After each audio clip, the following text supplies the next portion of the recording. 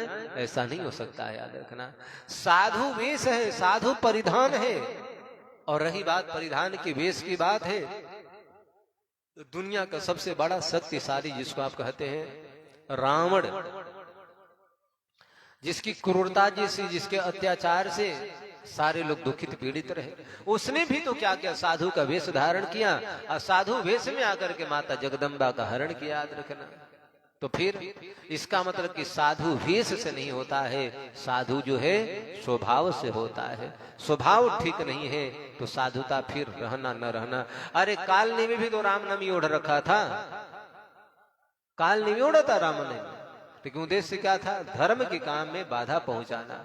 हनुमान जी को मार्ग में रोकने का प्रयास किया, लेकिन वही हनुमान जी को देखो।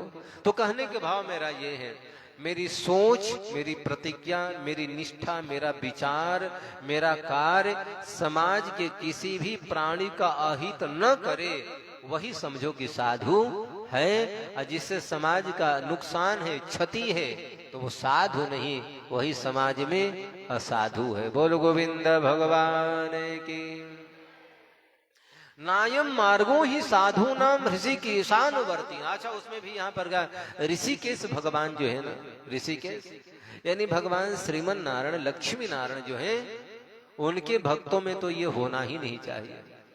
अन्य लोग, कुछ लोग ऐसे हैं, लेकिन भगवान श्री सीताराम के उपासक हैं, लक्ष्मी नारायण के जो उपासक हैं, राम राम राम, वो तो प्राणी मात्र से क्या, जीव मात्र से प्रेम किया करते हैं। इसी से तो भगवान प्रसन्न रहते हैं, याद रखना।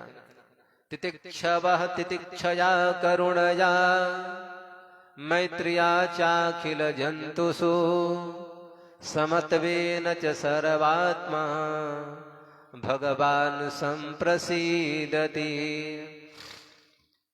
एक बात याद रखना, बड़ों के प्रति हमारी श्रद्धा भाव रहे, ज्ञानी के प्रति, बड़ों के प्रति हमारी निष्ठा रहे।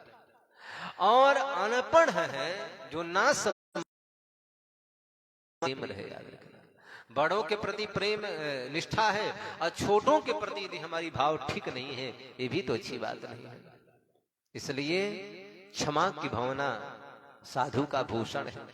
एक बार एक संत जी महाराज नदी में स्नान कर रहे थे, सूखा पाया, पानी से निकला और स्वभावतः डंक मार दिया।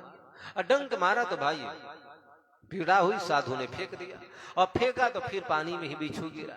एक बार प्रयास किया, किसी ने कहा महात्मन क्या है? बोले देखो तो ये बिच्छू डूबा जा रहा है, मर जाएगा।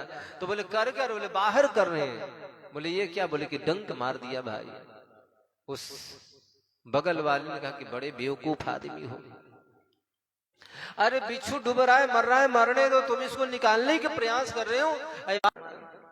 इसलिए याद रखना, सज्जन श्वास तक नहीं छूटना चाहिए, याद रखना।